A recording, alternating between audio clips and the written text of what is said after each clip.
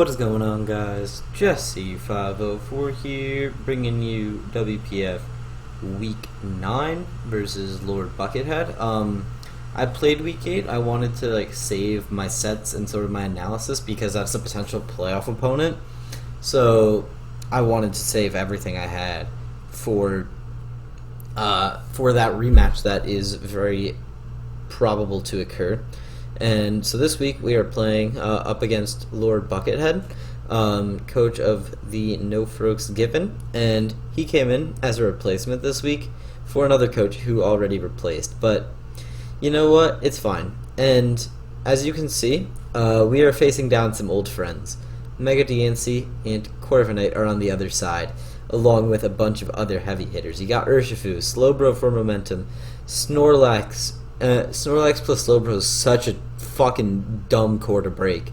The only good thing about it is Snorlax doesn't have any reliable recovery outside of rest or berry recycle type shit, but it's still a strong mon. And then you got Xurkitree, which move pool wise isn't that good, but in this matchup, if you look at it, it hits everything. It's pretty hard. So yeah, let's just get right into it. Lead matchup, let me go over what sets I had. I obviously have my Mega Scizor, which was SD, SD Wing Beat, I believe, for the Urshifu, Bullet Punch Roost, Lele, with Choice Scarf, with Moonblast, Psychic, T-Bolts, and Filler that I was never gonna click anyways. I believe Psyshock to better hit Snorlax. Zarude, Leftovers actually, U-Turn, Close Combat, Lariat, Whip, Keldeo, Specs, Hydro, Air Slash, Flip Turn, and Secret Sword, Rhyperior, which is a fun set. It was SD, EQ, Fling with the TR-43, and Thunder Punch, because at +2 Fling could Oko Slowbro. I put Thunder Punch on there. I meant to put Fire Punch, but I built late. It's fine.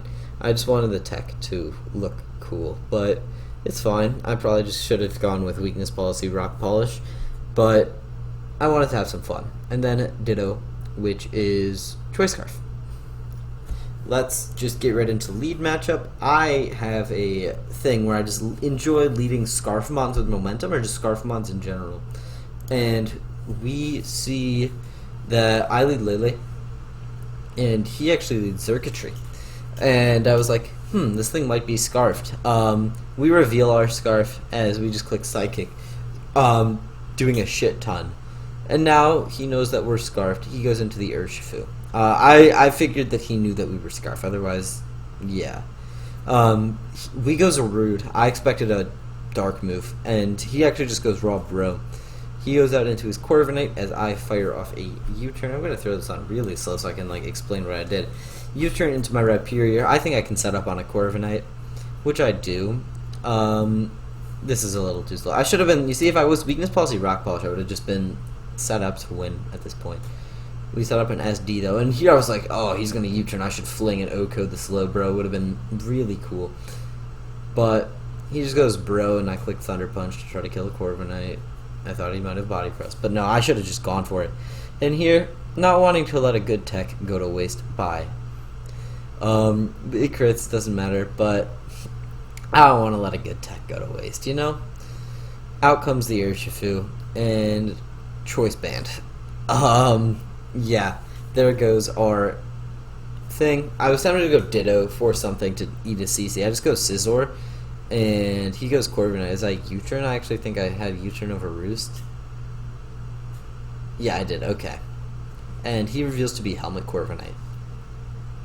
I go into my Keldeo, and something is taking a shit ton. Hydro. Look at that CORVIKNIGHT's health. It's low. He goes for a U-turn, which is fine. Into the Xurkitree. He knows that we're Specs. I have to switch. I go Zarude expecting a Volt Switch, which he does end up clicking. And we'll be at 67% after this. He goes DIANCIE, which is fine. I could have had Iron Tail for this thing, but I didn't, and I knew he was faster. I wasn't Scarf, so I just go to my Scizor hard read. Forgetting about Mystical Fire as a move, but thankfully we just read the Moonblast. Perfect. Here I wanted to go bullet punch, but I figured that was obvious, so I might have gone U-turn. But no, I just went bullet punch. I wanted to take what was given to me potentially. Out comes the Snorlax, so I'm just like, damn, I can U-turn on that, do a massive chunk. Go out into my Keldeo, as he fires off a Fire Punch is what I was predicting, and that's what we see. Here I just go for a Secret Sword, and he is Triple Berry, but specs Keldeo hitting the physical defense, he's gone. Out comes the Xurkitree again. I got into my Zarude. I figured, he could potentially read that Gleam. If he reads that and Gleams, good for him. Ditto comes in and wins. Because with the Scarf it'll be faster than DIANCIE. We already know Urshifu isn't Scarfed. He could be Sucker Punch. But if he's not, I think we just win. And if not, we'll absorb a Volt Switch. He'll go DIANCIE. And then we can play around that. But he just raw Gleams me. And now I know he's locked into Gleam. I could have gone Scizor to try to revenge. But no, I just go Ditto, and I'm like, I think I can win this at this point. He switches out into his Mega DIANCIE, effectively sacrificing it, as that thing just goes raw dead. We Beast Boost, and the fact that he doesn't go Urshifu here tells me, yeah, that's game. I think he wanted to like go for a crit. I think he could have gone Energy Ball crit. I don't know if that kills, but that's the only potential play he could have done. We Beast Boost here, and like unless he is Sucker. We just dropped this thing though, which is nice. Good game. We end up taking it home in 18 turns, which is really strong. Getting a nice 4-0 victory, which is what a forfeit would have been. But honestly, the experience, I think, is really valuable with this team that I just haven't used enough yet. Week 10, we've got some sets from my man Goomba, so those are just going to be fun. And yeah, I just want to take a nice week off effectively before playoffs, and your Chicago Cinders have officially clinched playoffs.